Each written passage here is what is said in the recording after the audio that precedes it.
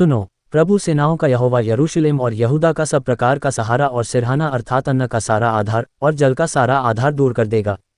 यशायाह 3:1। और वीर और योद्धा को, न्याय और नबी को, भावी वक्ता और वृद्ध को, 50 सिपाहियों के सरदार और प्रतिष्ठित पुरुष को।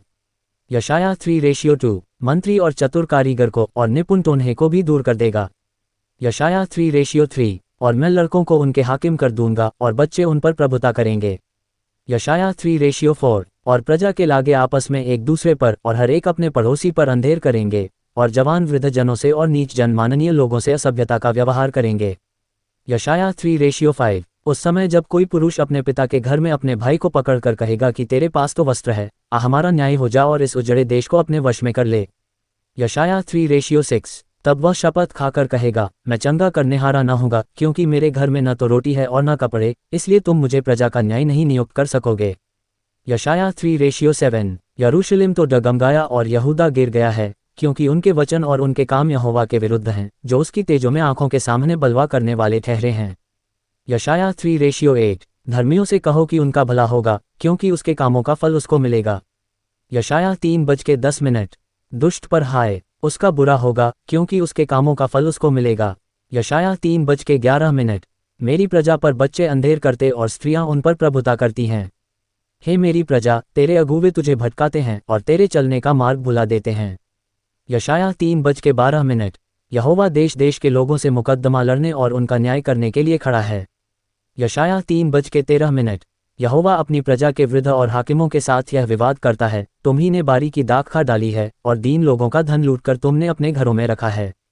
यशायाह 3:14। सेनाओं के प्रभु यहोवा की यह वाणी है, तुम क्यों मेरी प्रजा को दलते और दीन लोगों को पीस डालते हो।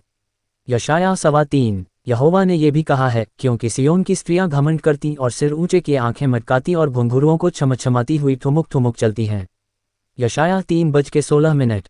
इसलिए प्रभु यहोवा उनके सिर को गंजा करेगा और उनके तन को उघरवाएगा। यशायाह 3:17। उस समय प्रभु घुंघरुओं, जालियों। यशायाह 3:18। चंद्रहारों, झुमकों, कड़ों, घूंघटों। यशायाह 3:19। पगैयों, पैकरियों, पटुकों, सुगंधपात्रों, गंडों। यशायाह 3:20।